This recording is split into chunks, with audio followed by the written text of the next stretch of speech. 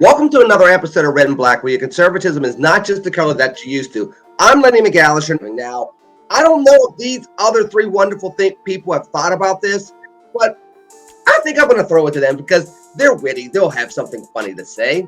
Why not? Starting with that dude over there, Jeff Charles. So, what's the worst thing that could happen if President Biden chooses to pardon something that is not the actual Thanksgiving turkey? Does he kind of like pardon Kamala Harris when he shouldn't? Does he make some type of weird Indian joke while he's pardoning the turkey? What could possibly happen while he's pardoning the Thanksgiving turkey for the first time as president of the United States?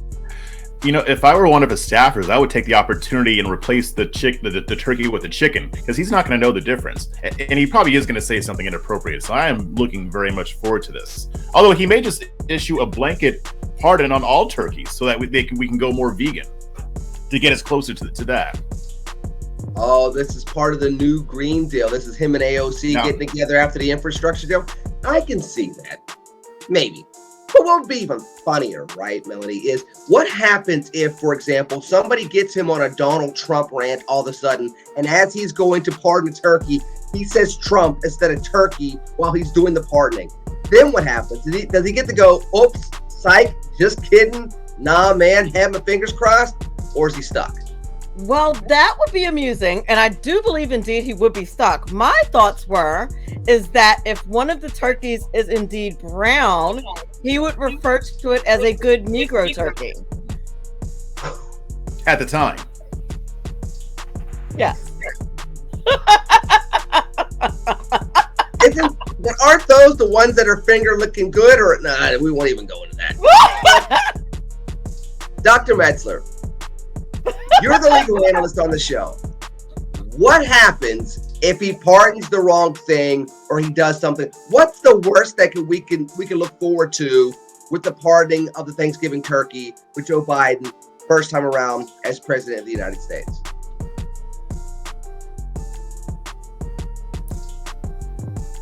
Dr. Metzler, he look, you all, whoa. He has his secret decoder ring on, so you can't hear him. I'm going to help him out. Now try it. Yeah, well, my sources tell me that, in fact, he is going to pardon a turkey, and that turkey is named Representative Paul Gosar. Oh, no. He will also pardon turkey Steve Bannon and crew. So my sources tell me there'll be plenty of turkeys to pardon, including AOC. That's a lot of turkeys. Yeah, a lot of turkeys. He will be doing a multicultural pardoning of turkeys so that he doesn't have to say good Negro. He can just say diversity of turkeys. And so that's what he's going to build back D, which is build back diversity. Look, I'm not going to have you all slander President Biden's, his whole Turkeys of Color initiative. This is something he has been working on for quite some time. This is a coalition he's been trying to put together in time for the 2022 midterms. Because people that are from different shades of turkey must come together. Even though... Well, which is exactly my point. He'll have, in fact, two white men, and he will also have a Latina. And so there will be the Rainbow Coalition of Pardoned Turkeys. Which again also always leaves out black people. Well, we won't go into that Democratic Party as far as how you always keep black people, we won't even go into the... He's the man. What'd you say? He's the man. The man always keeps black people down. And so, there you go. And that's why you need Undercover Brother. See, you all don't think I watch those type of movies because I dress like this. But I know who Eddie Griffin is. I watch Undercover Brother. I know what it's like to do the one wheel with the 7-Eleven big gulp in your hand. Jeff don't know nothing about that, do you, Jeff? No, I mean, you're saying big gulp, and we're talking about Biden, so he already is envisioning an Indian, but not the right kind, giving you that big gulp. That's true. What was, speaking of turkey gaffes and parting turkeys, with his history of saying the wrong thing about ethnicity, that would be a gaffe, and that would be embarrassing if he said something that was off about the first Thanksgiving, and it just went down the wrong path. That's that's. Good. You mean to gaffe him being an actual racist? Sometimes a person is just a racist, and they say what they mean. Sometimes they're not gaffes. You just said what you meant to say. That wasn't like. It depends on what he ends up saying. I'll make the judgment when he says it, because it both could be true. You know, when he said what he said about Barack Obama, he was serious. Come on, nobody's ever heard a racist white person be shocked and surprised by how articulate you are. No, like none of us have ever experienced that. That's what racists do. And like nobody wants to call the president a racist. I do regularly because he's a racist. Yeah, but to be fair, you only started doing that on January 20th, 2021. Otherwise, you wouldn't call a president a racist. Okay, I digress. Your drink, Dr. Metzler. That's right. Put that out there. Because Melanie accuses me of throwing shade. I call it just pointing out things. I can do this right there. I mean, we have this coordinated. That was like choreographed. There's one thing that Black Republicans know how to do is drink, because good Lord, we deal with drama. It's the only way we get through the day. Yeah, listen, that's the only reason I'm a Republican is because of the open bar. I gotta be honest. I don't know what's wrong with Democrats, but they don't seem to do the open bar thing. Like every event, open bar. Well, it's because they're down for the recreational marijuana. That's the reason. Oh, maybe that's why. Yeah. Yes, the Republicans need to come around on that too. So that way, those are the Republican libertarians that need to come around on that. The big cities end up being full of Democrats, and they're the ones that do the decriminalization and the high as a kite, but we won't make sure your kids go to good schools or anything else. But you can get smoked out, Smokey. But why you notice, man. Like my Governor Murphy, when he decriminalized marijuana, he said it was a matter of addressing racism, which I thought was pretty racist. Like I don't understand. The war on drugs was used to target Black people more specifically than others, so that does make sense. Yeah, but hold on. I'll go into Paul Gosar in a second. But this is frustrating, and Dr. Metzler, I am going to bring this up to you. And you two can chime in, then we'll go to Gosar, we'll go to the rest of the show. You know, there's nothing like people saying that there are certain things that a government or politician is delivering for the African American community, and you go look what it is. It's like parole reform, criminal justice reform. We're going to decriminalize marijuana, and we're going to lessen traffic stops, which is the latest craze. I find it all very offensive. It's like, Dr. Metzler, Black people need houses and jobs and good schools and access to capital, and to be able to, go through the pursuit of happiness like any other American.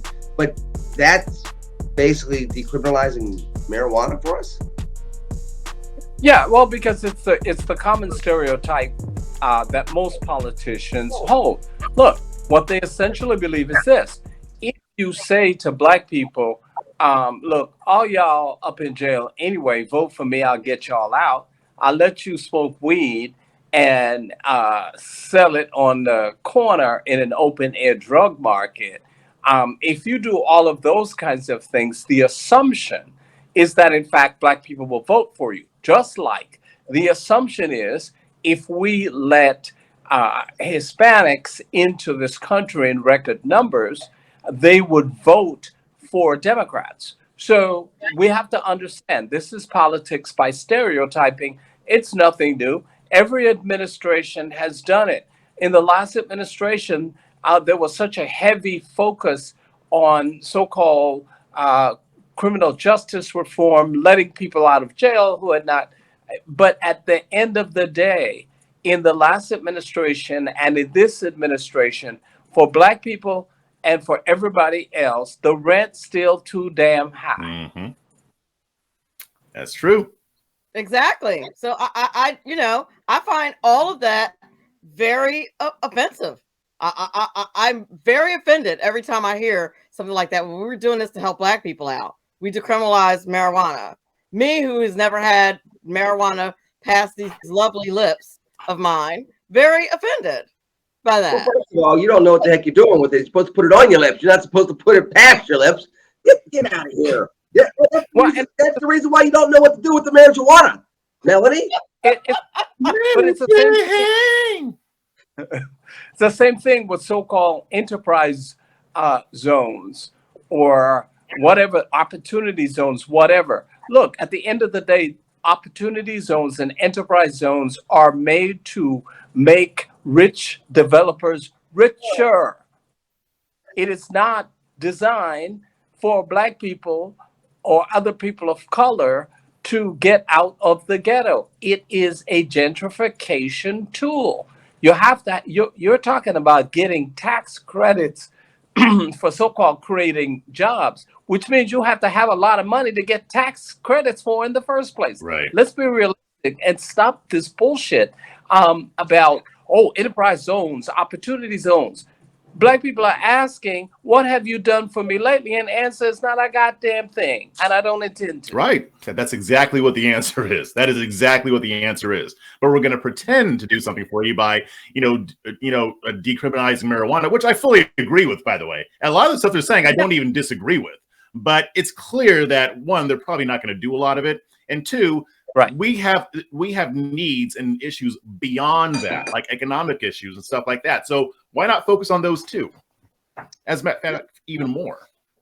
Well, these are very highly, intellectual things to talk about. But let's just talk about the soap opera drama of politics, because that's a lot more interesting. And Melanie, I'm going to go to you to talk about this first. So we all know about the censure of Paul Gosar on this cartoon video that he did somebody did some sort of adjustment to through special effects and put his face on a character and went after AOC, whose face was put on another character.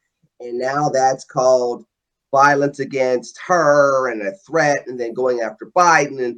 And you've heard everything from it's political satire, which I remind everybody, they hung George Washington in effigy. Go look it up. He helped create the country, and by term 2, they were hanging him in effigy. Okay? At a time where they really lynched people.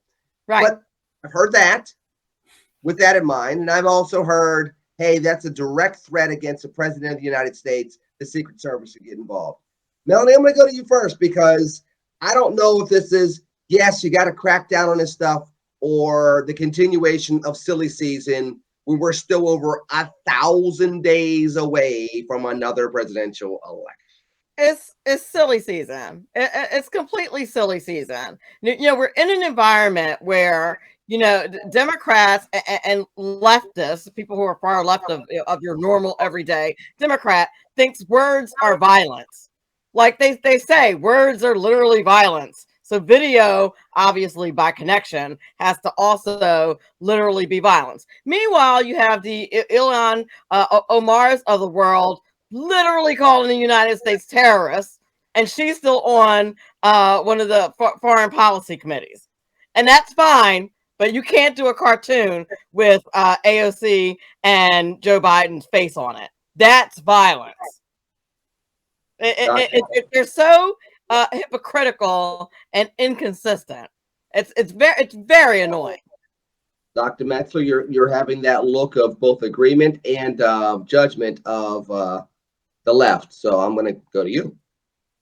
Well, look, what this shows us is we are becoming a lot like the other countries where they're going to fisticuffs in Congress. That's part of what this shows us.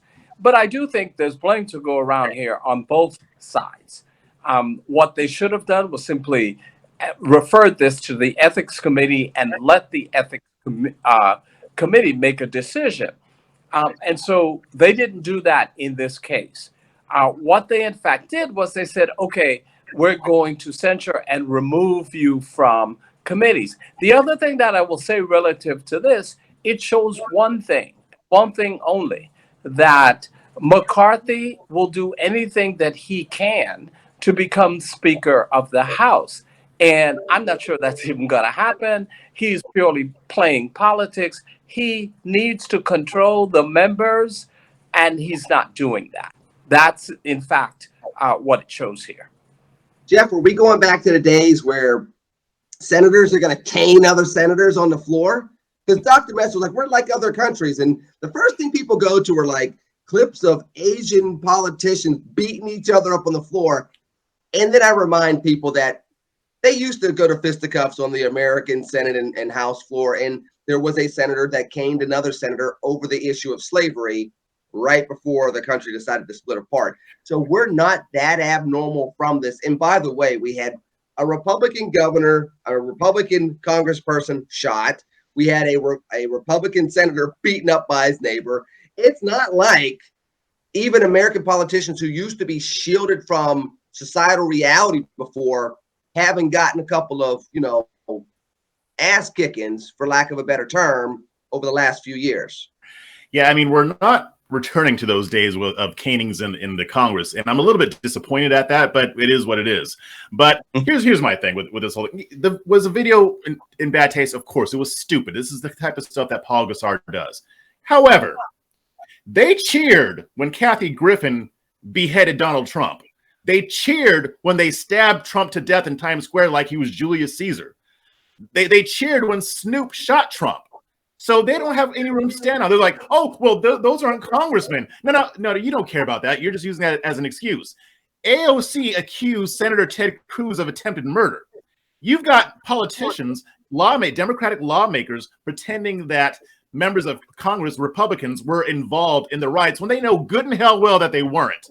So, yeah, they can miss me with all that. It's fake outrage. They don't think that words are violence. They think words they don't like are violence. And we have to keep making that distinction. We have to keep pointing out that they don't mean the stuff that they say. They are liars. They are hypocrites. They are cynical political flunkies. They're hacks.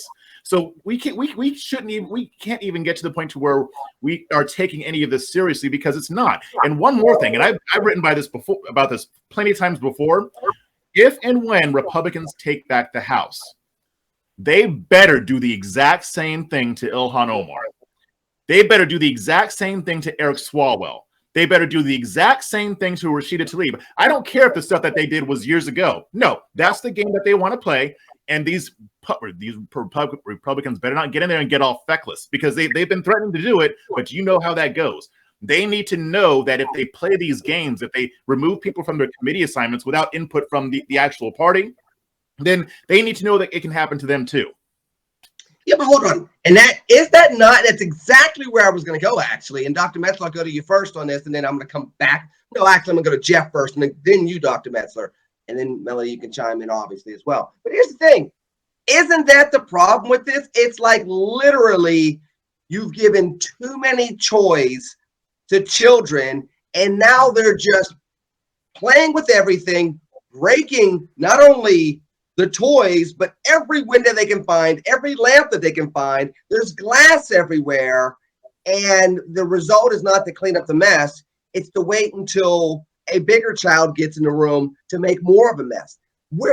How does this end if this is continuously, okay, well, when Republicans take over, they need to do the same exact thing. Mm-hmm. Where's the restraint for the sake of American decency or integrity if that exists in American politics anymore? Well, and here's the thing. No, go ahead, Jeff. Go ahead.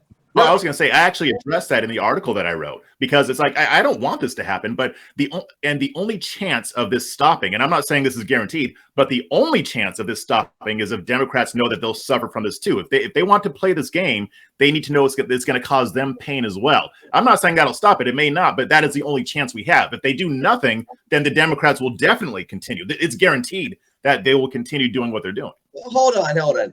I got 2 words for you before I go to Dr. Metzler that will tell you that the Democrats are going to do it that way. Nuclear option. Remember that from 12 years ago? It got Trump. I was thinking the same exact thing. It got Trump 3 Supreme Court justices. Yep. They learned nothing from it. They sure So did. they're not going to learn from it now. Dr. Metzler, go ahead. I mean, I'm sure you're probably was thinking something similar because we're both brilliant. So that's kind of how we do things. Yeah, in fact, I was thinking pretty much the same thing. But in terms of what's going to change this, what's going to change it is not going to be the politicians themselves. It is going to be we, the people, who don't hold politicians accountable, who don't want term limits, who enjoy the drama until we get involved. It's like we are outsourcing everything that's being done. You know, government doesn't work because it is too much based on revenge porn. Because essentially every time we keep saying, wait till we get in there, we're going to do the same thing. That's fine, except can you get something done that benefits the people Right. and playing around? How much time did you spend debating this?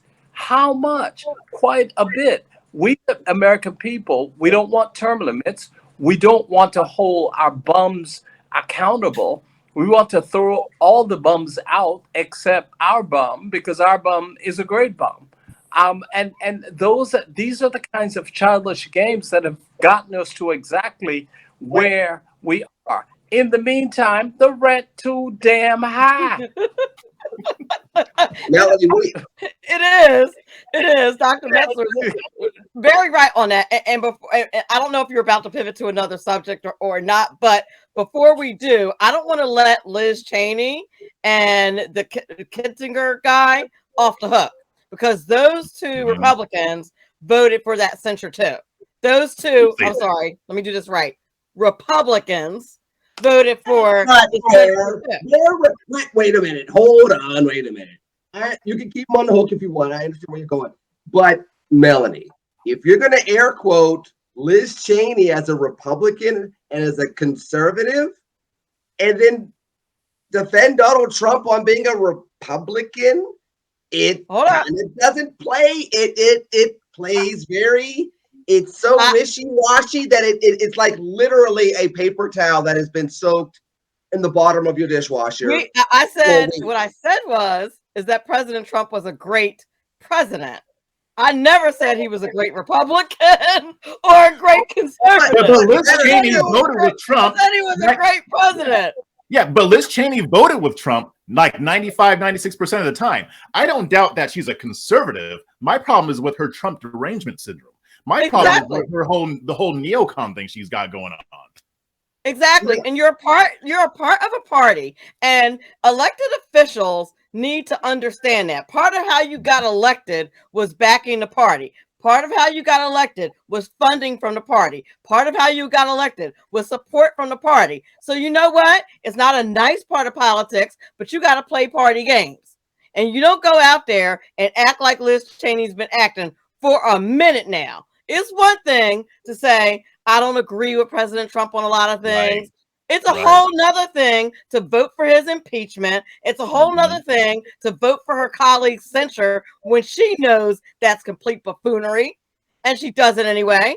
She needs to be out of there. She is not part of her responsibility. Yes, her responsibility is to represent her people, but she also has a responsibility to the party that she claims to be a part of.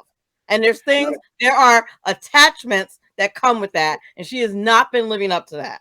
Yeah, but she's not even representing her constituents, though. That's the problem. Like, I don't care if there's a lawmaker that doesn't like Trump or disagrees with him or whatever. But when you base your entire platform on that, and that's like your mission is just to oppose Trump, that's not. Of course, that's bucking the party, but that's not doing what your constituents wants, and that's why she's polling so badly among her own constituents. Yeah, but number one, I mean, Dr. Metzler, number one, Melanie said, you have to be part of playing party games, but it's not supposed to be pinning the tail on the jackass whenever you need to do so in order to make sure that you're getting along with the party. And if I remember correctly, all these people take oaths, don't they? And the oaths are not to their constituents. Their oaths are not to the president. Their oaths are not to their government. Is their oath not to the Constitution of the United States of America? the spirit of what that Constitution is. And therefore, yes, you have an obligation to the party, you have an obligation to constituents, but you also have an obligation to that higher calling. And you can't fault her for at least feeling as though she's doing that. Now, whether or not you think she's doing that, and then you look at the votes with the president, and is she conservative, is she Republican, this, that, and the other. But isn't that all part of that same mix, whether you agree with the censure vote with Gosar or not, or even the January 6th commission or anything moving backwards from there? If you're voting on your feelings rather than logic, then you're doing it wrong. Go ahead and switch parties, because that's what Democrats and leftists do. Feelings and ethics are two different things. If she's voting by what she thinks is ethically right, let me go to Dr. Metz, and now I'll come back to you, Melanie. I mean, there's nothing wrong with that per se, is there, Dr. Metzler? As it relates to Liz Cheney, I know Liz Cheney, and as it relates to Liz, she is voting on what she thinks is ethically right. Now, and I keep hearing all these people talking about the fact that she is going to lose re-election. I'm not so sure. This is Wyoming. In Wyoming's they do not like people coming from outside telling them how to run their party. Win, lose, or draw, Liz is voting what she thinks is ethical. She's voting on what she thinks it's right. And folks who are questioning whether or not she's a Republican or a conservative, I have no doubt about that. Here's the issue. The issue is folks are saying we don't think she is voting along the lines of what a Republican or conservative should vote. And if that's the case, then the folks will throw her out of office if that's what they believe. But, do understand, we're talking about this. We should also be talking about her opponent, who not only gave to Liz's campaign, but who praised Liz greatly. So if we're going to talk about one, let's also talk about the other. Jeff? Well, I mean, it'll be interesting to see how that turns out. I mean, when I've been looking at polling, and polling always changes, so you don't know. But when they polled Wyoming Republicans, she ain't doing too good. Now, there is a chance that she might win because, as far as the primary field, that's starting to get a little crowded. And as far as I know, I don't think that Trump has made any endorsements in that race. But there are a lot of people that are trying to get to her seat. So I could see her possibly winning that way if the vote is more diluted. If America First or the anti-establishment wants to get her out, they got to pour resources into one person to make sure that doesn't happen. But Trump, in fact, has endorsed. Her name is blanking me right now, as her replacement. He did, in fact, make that endorsement.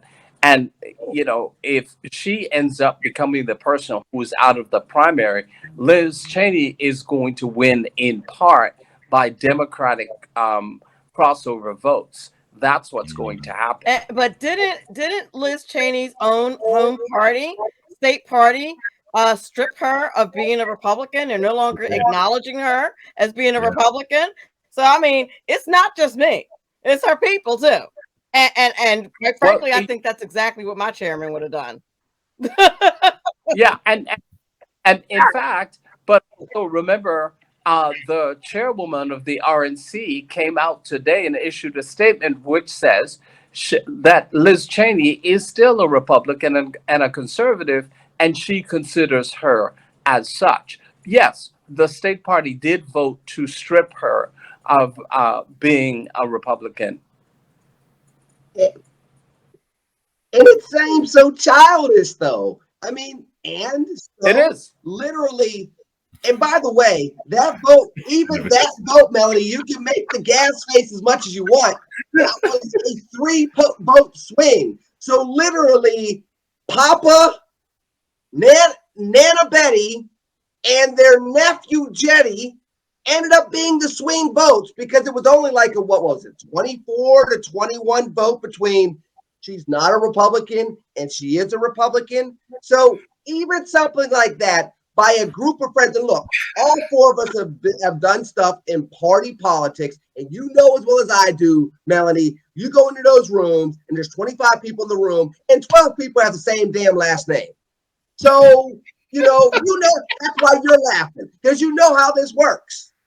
Well, and so do you. And so do you. It's the granddaddy, and then, by the way, and then the local congressperson walks in the room, and they also have a hyphenated portion of that same last name. That's how these state parties work.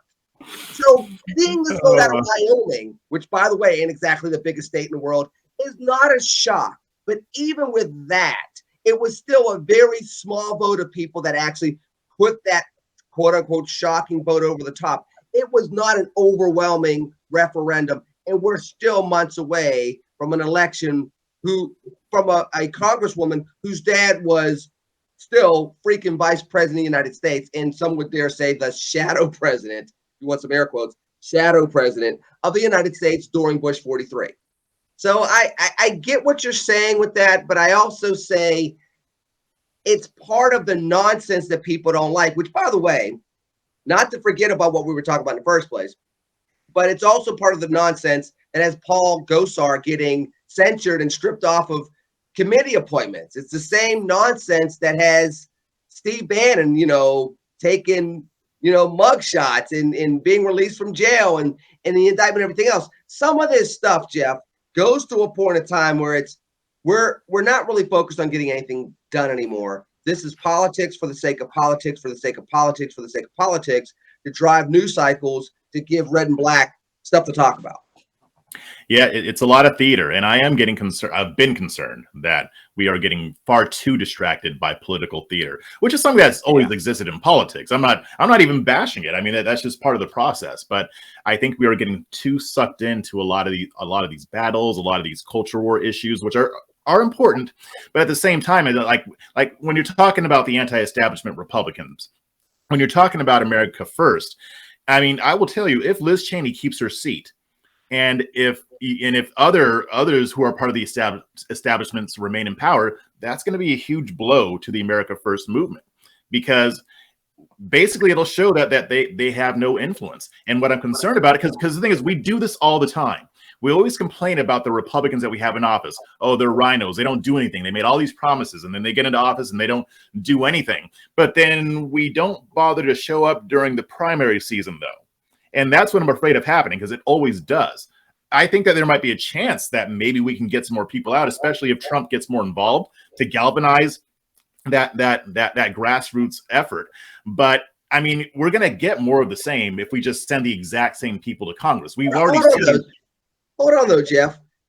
Trump doesn't usually galvanize people. I mean, look at what happened in the Georgia race. Trump usually galvanizes people around his cause and then kind of gets wishy-washy with the person he's supposed to be supporting.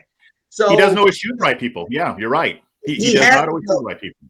It's not even choosing the right person. It's staying on message, right? So if you're going to choose the wrong candidate, but you really believe in the candidate, you got to at least be there for the candidate. I mean, look at again, I go back to the Georgia Senate races.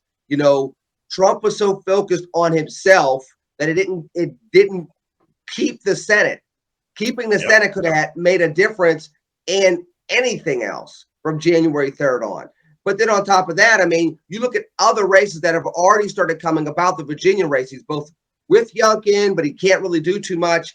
So I don't know if Trump's going to be a galvanizing force. But to your point, and I'll go to Melanie on this, you do need Republicans to say, look, it's the flip side of that, right? You were saying, hey, Republican politicians got to play the game, the party game a little bit. But the flip side of that is the party has to do the same thing. The conservative base has to do the same thing. You can't bash your Republican politicians so much that you just make it obvious for the swing voter to just vote for the Democrat. No, you're absolutely right about that. It's as a card carrying partisan and someone who's the vice chair of my own county organization, I have to toe the party line. I always have to keep the party line in the back of my mind. And sometimes, occasionally, it conflicts with my actual convictions. It hasn't gotten me in trouble yet, except for a few, nasty text messages after maybe I've done a hit or something when I didn't say what I was supposed to say. But you know, you have to be true to yourself. That's true. But if you're an elected official, you have to represent your constituents.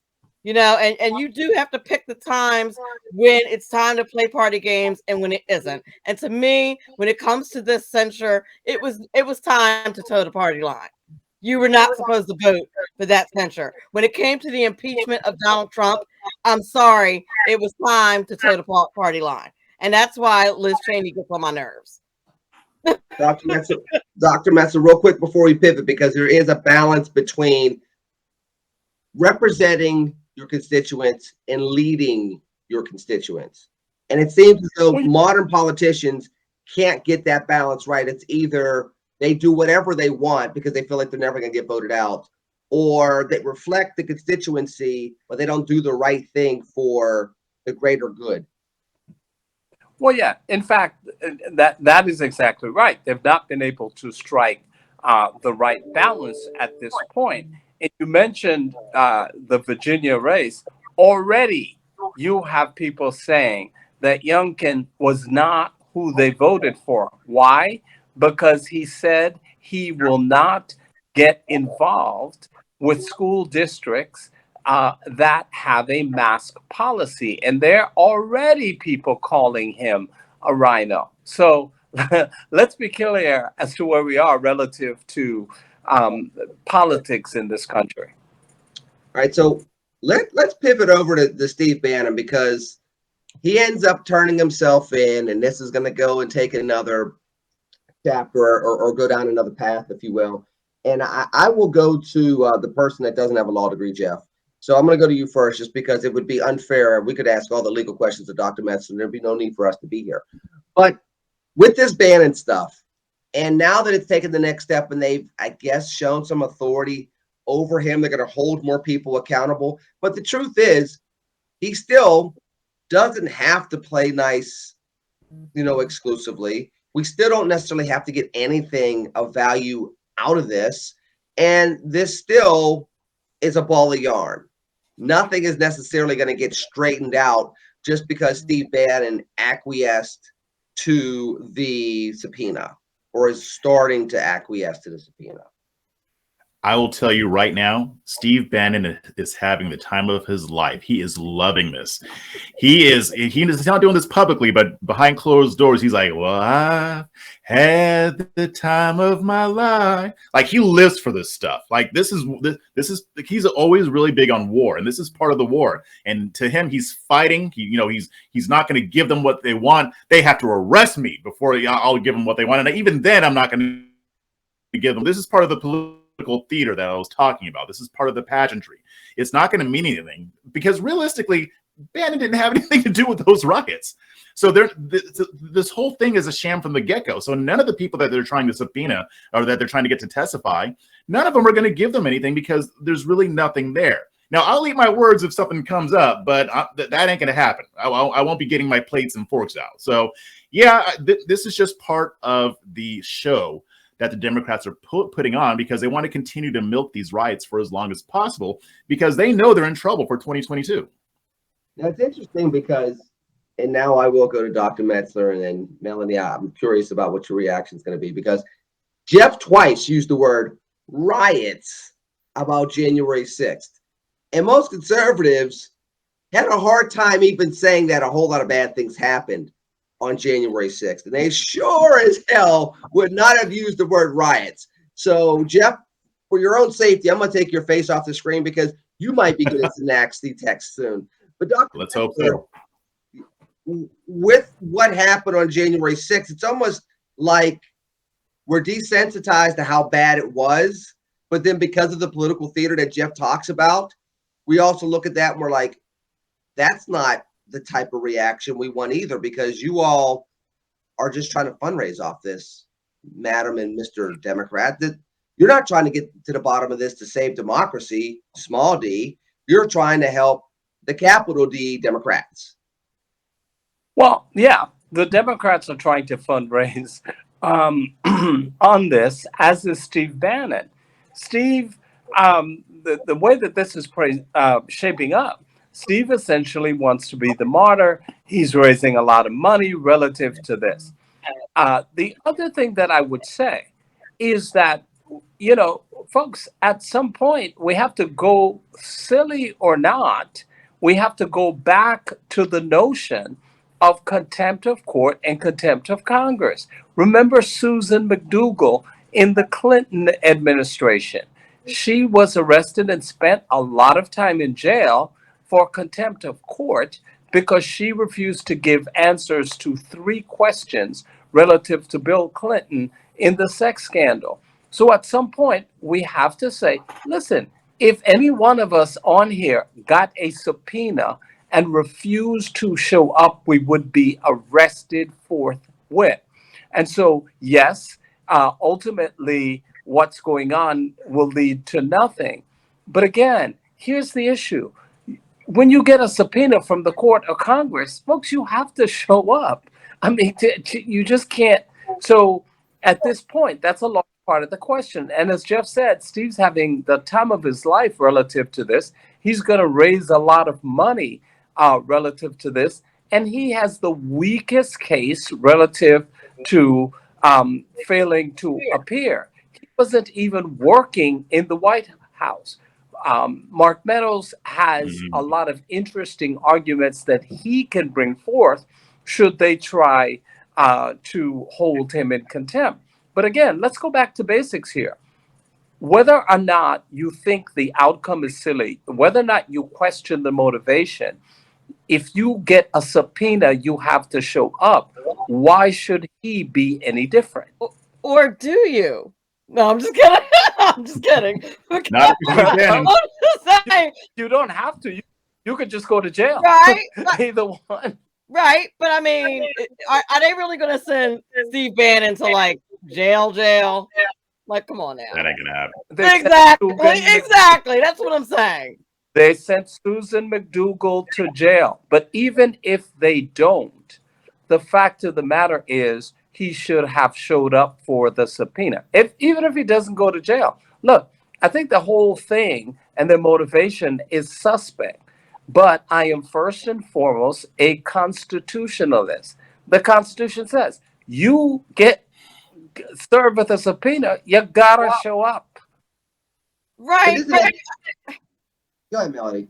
I don't know. If I'm Steve Bannon, I'm like, okay, yeah, that's true, but I'm not showing up for these losers because this is bull.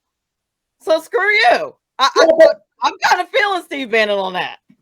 Are you? Because again, isn't that the whole subjectivity of the Constitution that's at risk of undermining the country at this point in time? We pick and choose what politicians we want to listen to. We pick and choose what laws we want to listen to. We go back and forth in doing that. And by the way, not to be all racial up on this piece, but you let a black person try to do that and be all principled and see how fast your ass is in jail. I mean, it's just the truth, right? There you go. Am I lying? If Barack Obama gets subpoenaed and doesn't go, he's going to be in the same boat as Steve Bannon, if not better. As a matter of fact, Barack Obama is never getting subpoenaed. Did you see what you just did? In order to refute my claim, while I got all racial in this piece, you literally went to the only black person in the history of modern America that was president of the United States to refute my claim. All right, fine. Eric Holder, also not getting subpoenaed. Oh, no. We'll go with that. I tell you what, there are people they would make an example out of, like they're trying to do with Steve Bannon. And Eric Holder would fall into that category. He would be someone you think Eric Holder would testify if he got subpoenaed by the Trump administration? Matter of fact, he did get called and didn't go. and got held in contempt of Congress, but they didn't arrest him. And that was a choice because they also, I mean, Dr. Metzler, correct me if I'm wrong, they have the choice to go after that or not. They have the choice to see. Dr. Metzler doesn't even want to face the question now. See, now he's back. Dr. Metzler, they have a choice to arrest. They have a choice based on optics and what they're going to get out of it and all that other stuff. That's a choice they made about Eric Holder. Not if they felt like the optics were on their side, you best believe the Trump administration wouldn't have got him. The same people that were chanting "lock her up." Come on, Melody. Who are you talking? I mean, Dr. Messler, am I wrong? I'm just like visualizing Eric Holder getting locked up right now. I'm just. Girl, oh God, take a drink. Dr. Metzler, am I wrong in what I'm saying? No, you're correct. I mean, they made the decision not to arrest him. But again, look at the two cases are not comparable. Eric Holder at least had an argument under color of executive privilege. Steve Bannon did not. He was not an employee of the White House. So whatever it was that the president said to him is not covered by privilege. It's just not. Eric Holder, as the Attorney General of the United States, there is a difference. And I'm not just saying this based on my opinion. I'm talking about years of well-settled case law. And, so that's part of the decision. These decisions are, in fact, part law, part politics, part optics. And that's the reality. Let me go to something real quick before we get out of here talking about optics. And I know we talked about Dave Chappelle and the closer before, but apparently Chris Cuomo on CNN, Dr. Metzler's favorite network. I know that, and favorite broadcaster, by the way. Yeah. I know that Chris Cuomo and Bill Maher got into a disagreement on air in regards to Dave Chappelle's role once again in interacting with the transgender community and his perspective on things, and is he transphobic or anything else along those lines. And Bill Maher, who many people see as being the uber liberal that stands up and pushes back against the conservative machine, kind of stood up for Dave Chappelle and said, "I'm Team Dave," and went back and forth. And I wanted to talk a little bit about that because, number one, this keeps playing out. You have this intersection, Melody, of wokeness, blackness, and like the genderless society. And it's at this crossroads that keeps coming up, and it has Dave Chappelle's name attached to it. I know we've had this debate before, but I guess the first question I want to ask is it not surprising to you or all of us that this conversation keeps coming up? Because, I mean, the Netflix special has been released weeks ago. This ain't new to Dave Chappelle, and yet people are still talking about it, and they're still, and Bill Maher said something very interesting, Melody. He said, look, as a black man, I can see why Dave Chappelle will get pissed off that transgender people feel like they have to get to the front of the line when it comes to civil rights. I could see why that gets underneath his skin. And this is a white dude that lives out in Los Angeles that is like very far left.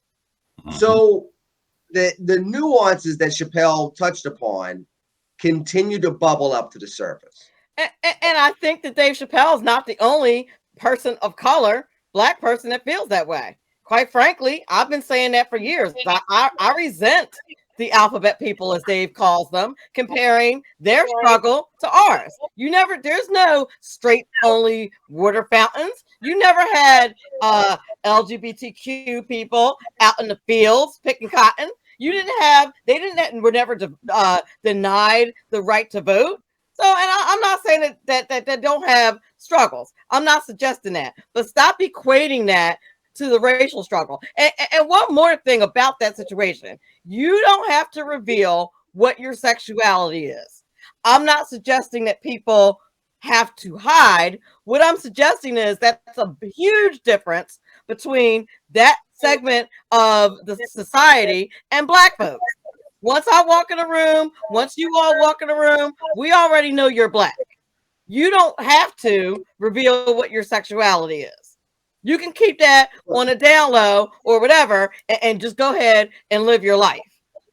So, yeah, it ticks me off too. I'm feeling Dave on that. Well, unless if you're around Joe Biden, then you can tell him that you're Indian. True. Jeff, what do you say about all this? This continuing to float around and stay in the consciousness of people with this conversation, when you would think that, oh, well, maybe this is just a trend. It trended on Twitter for 72 hours, and that's that. People are talking about this, and they're not just talking about Dave Chappelle and the back and forth. They're talking about the nuances of Dave Chappelle's point of view on this, particularly how it touches race.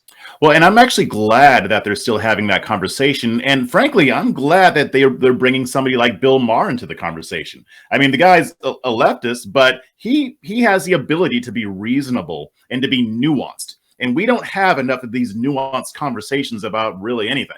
So I'm glad that they brought him in and had the conversation.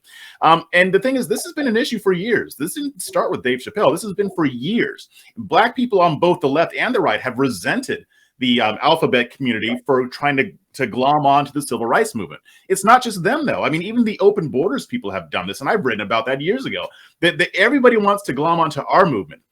That's what, and it's not just that, but that even goes further into another issue, like the term people of color. A lot of Black people resent that term because we're not all the same. We're different. And in that way, they use that term to continue glomming on to the civil rights movement, making it sound like this was a people of color issue. No, this was a Black issue. This was specifically Black Americans that went through these struggles. Y'all didn't have to go through all that. And again, like Melanie said, the members of the LGBTQ community have gone through a lot of things. I mean, there's all kinds of discrimination. I mean, violence, all of that. I'm not going to discount any of that, but it's not the same. Have your own struggle. Do your own thing. If you feel like you're not getting treated fairly, do it on your own steam. You don't have to piggyback off of what our ancestors went through. Dr. Metzler? Yeah, I mean, I think that's correct. It's like folks, will often say, "Damn, can we have anything for ourselves? Right. Everybody got to try to take what we got." I mean, so there's that issue. But I think there's a larger issue here, which is the whole issue of wokeness.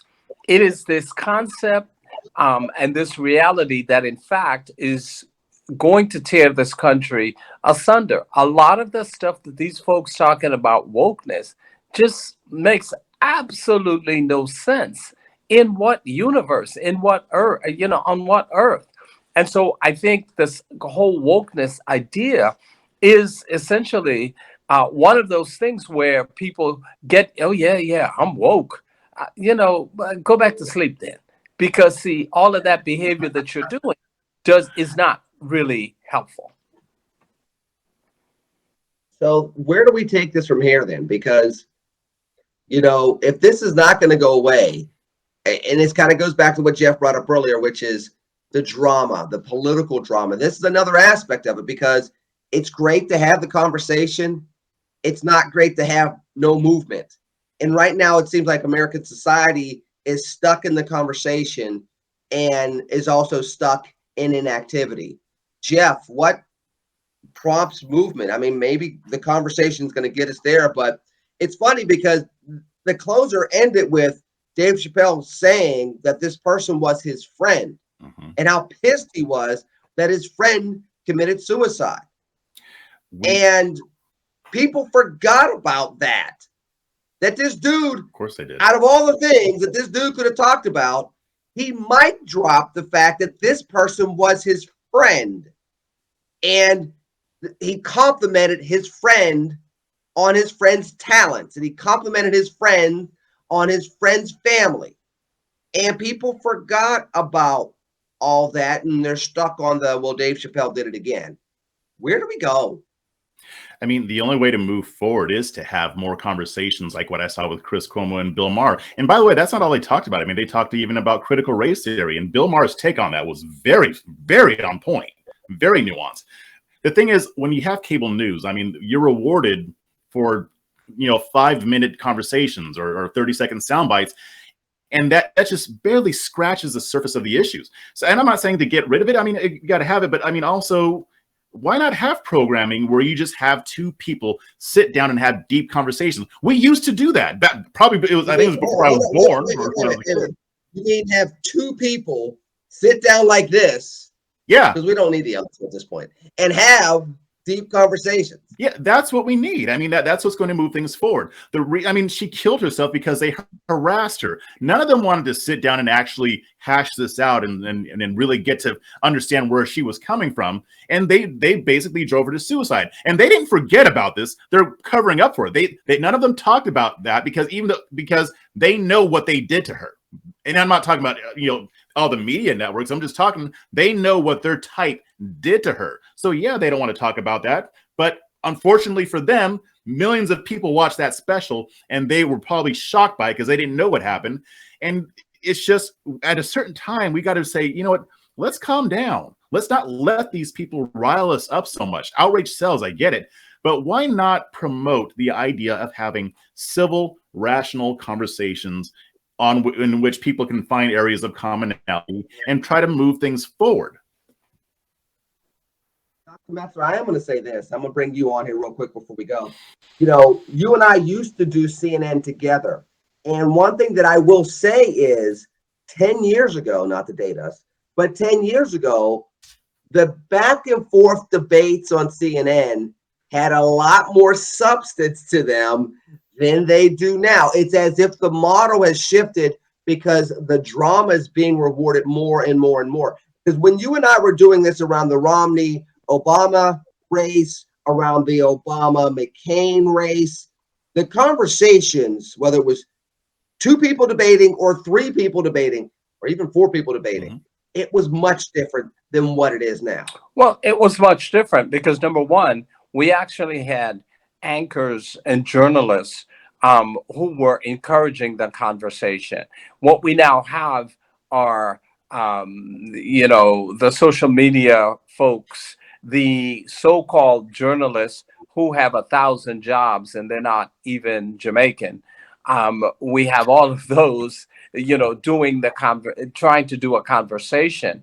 What we did not have were the folks giving their opinion. In fact, it was simply prompting conversation. What we've gone to is just drama, pure and simple drama. It is Real Housewives. It is the Wendy Williams show. And, how you doing is exactly where we are today. Melanie, last word. What say you? You've been doing this for a while as well. Not as long as Dr. Metzler and me, because you're as old as us. But you see how I complimented a woman there. You like how I did. You like how I slipped that in there. Because I think I'm probably older than you guys. But yes, no, you're not. But with that said, I think but with that said, go ahead. No, the problem that I think we're going to constantly run into is that leftists want to shut down conversation. Like, I literally can't say that what Dave Chappelle said, that gender is a real thing, that a boy is a boy and a girl is a girl, without there being a problem. I was doing a training for something the other day, and one of the questions was, what is gender? And I got it wrong because I basically said a boy is a boy and a girl is a girl, and I got the question wrong. And so if we don't allow science and Christianity to have a voice in that conversation, we're always going to clash, because right now being inclusive, in my opinion, means anti-Christian and anti-science, and that you can't, if you're going to include, you need to include everyone, and everyone's values and opinions have to be valued. I think that's a good place to stop for the show today. Just one quick thing. We're running out of time. Yeah, just one quick thing. Just a historical fact. The issue of gender. See, what we used to say was sex until there was an employment law case in which the court started saying, no, it's broader than sex. What the court said, and the reason why we talk about gender instead of sex, the court said sex is biological, gender is societal. And those two are used interchangeably, because the conversation used to be about sex is biological. You're either a boy or a girl, a man or a woman. Gender is a socially constructed term. And in fact, because they said gender, then we got to the point in employment law and in common discourse where we say gender to include traditional or untraditional sex, which is transgender. And so that's how we've gotten to this point. Right. And by the way, they're wrong. Melly, I hate to do it. I have to cut you off because we're running out of time. But listen, we can pick this up next week, folks. We'll catch up to you soon. TCNGB, take care and God bless. Peace.